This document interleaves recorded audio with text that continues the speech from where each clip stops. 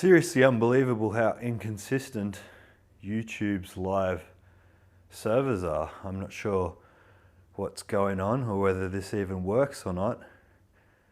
Unbelievable. So it seems like yesterday's video didn't upload despite it showing me on the screen that it's working. It just didn't end up recording anything. Now it says it's up, so I'll do it one last time because I've done this video like 5 times already. And it's driving me nuts because I'm hungry.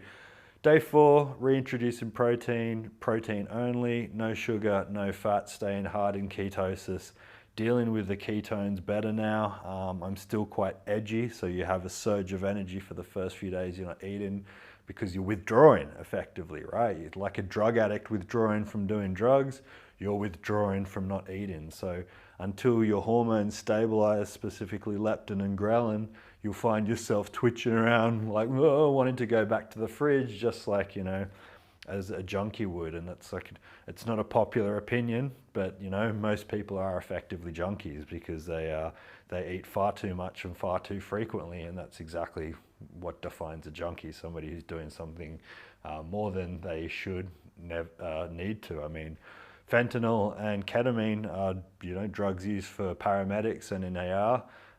They have a perfectly good function just like food, but if you use them again and again and again and again when you don't need to, what's the difference? It's a controversial opinion, but I still think it's true.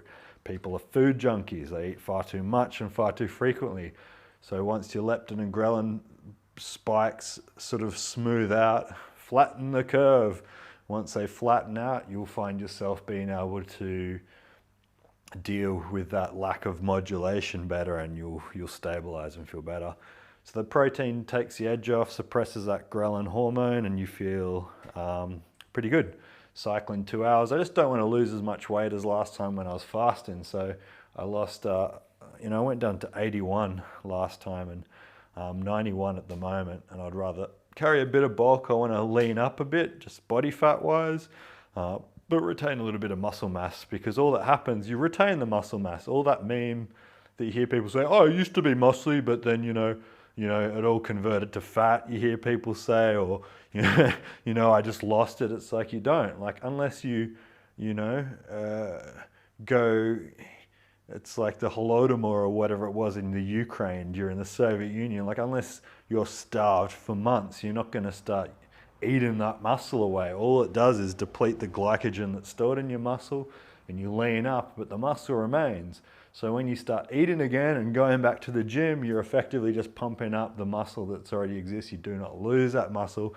Not exactly as I was saying before, when you eat 3 times a day, every day for your life, which I find is absolutely unnecessary, unless you're a child or a professional athlete. So feeling good, feeling like $1 million. I think I can't stress it enough, but fasting is something that is done in every culture and has been done for so long. There's a purpose for it. I think we're so wasteful of pretty much everything. We're in this instant gratification, Instagram generation where everybody thinks everything they eat has to taste good.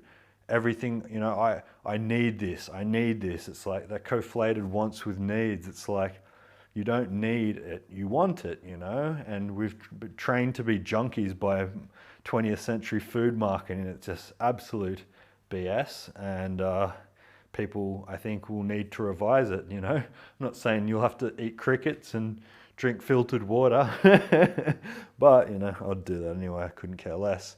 Food to me is not entertainment, it's fuel, and I find people that are foodies quite boring and strange.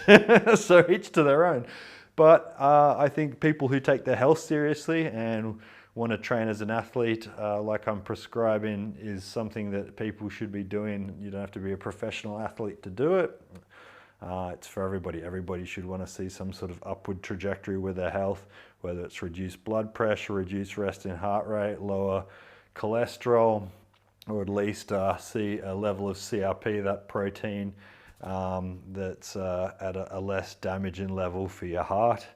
Again, blood tests, the blood analysis was all good for me.